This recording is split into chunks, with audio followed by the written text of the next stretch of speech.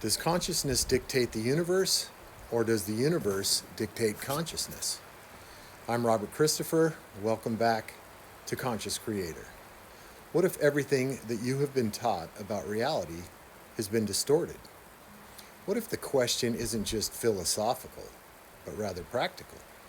Does the universe create consciousness, or does consciousness create the universe? Important question, because how you answer that question determines how you live your life. If the universe dictates consciousness, then you are simply just a byproduct, a passive observer, shaped by forces outside of your control. But if consciousness dictates reality, then everything changes. You are no longer just reacting to the world, but rather you are participating in its creation. The idea that creation happened one time, one event that happened thousands of years ago is a very limited view. The universe is not a finished product, but rather it is a continually unfolding process happening right now in the present moment. And we are not separate from that. We are part of that unfolding, not just physically, but consciously.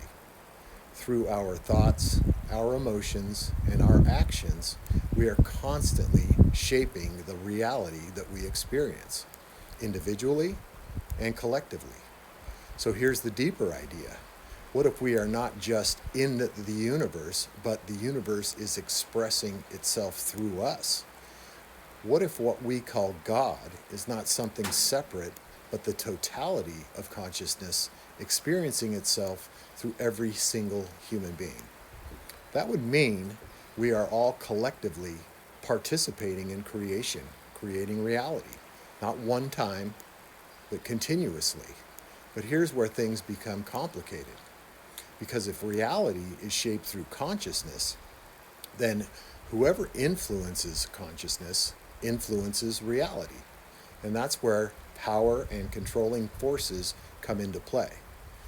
There are systems, institutions, and individuals, what many would call the elites, who understand something very, very important. If you can shape what people believe, you can influence how they think, how they feel, and how they act. And if you can influence behavior at a comprehensive scale, you can now steer the direction of the collective, not by force, but by perception. Because humans do not see reality as it truly is, but rather they see reality as they are, through their conditioning, through their beliefs, through the structure of their mind. If the mind is conditioned by fear, which is the opposite of love, the world appears threatening. If the mind is conditioned by limitation, the world appears restrictive. And if people believe they are powerless, then they will act accordingly. This is the core of the mental game. You control the narrative and you influence the mind. You influence the mind as you shape behavior. You shape behavior, and now you begin to shape reality itself. But here's the paradox. The system only works if people remain unaware of their role in creation. Because the truth is, we are not just observers. We are participants. We are constantly generating reality through what we focus on, what we believe, what we emotionally reinforce, and how we act in the world. But most people were never taught how this works. They were never taught how to use the mind as an instrument. So instead of creating consciously, they create unconsciously, reacting instead of directing, absorbing instead of choosing.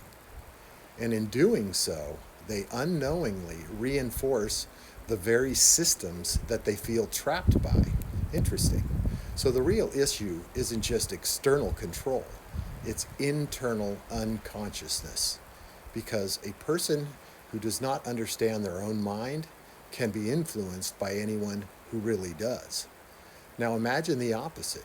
Imagine if individuals began to understand how their thoughts shape perception, how emotions reinforce belief systems, and how repeated focus creates patterns, how action turns internal states into external reality. Imagine if people became self-aware, self-directed, and grounded in truth rather than fear. So what happens then? External control begins to weaken because influence requires unconsciousness. That's important. And power built on perception collapses when perception changes. If enough individuals begin to operate consciously, now the collective shifts, not through force, but through awareness, because the collective is not separate from the individual, but rather it is the sum of individual consciousness. So we come back to the original question: does the universe dictate consciousness, or does consciousness dictate reality? Important question to answer. And maybe the answer is not one or the other. Maybe it is a feedback loop. But here's what matters most. The degree to which you are aware of your own consciousness determines the degree to which you participate in shaping reality. You may not control everything, but you are not powerless. You are influencing reality, whether you realize it or not. The question is, are you doing it consciously or unconsciously? Because if we are all, in fact, conscious participants in an unfolding universe, then the responsibility is clear: to understand the mind, to question our conditioning, to act with awareness instead of reaction. Because the moment you begin to see clearly, you begin to choose differently. And when enough people choose differently, reality itself begins to change.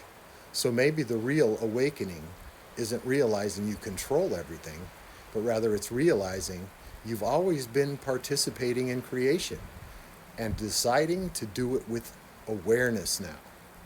Thank you guys for joining me. Robert Christopher, Conscious Creator here. Stay conscious, stay present, and follow the rabbit. Thanks.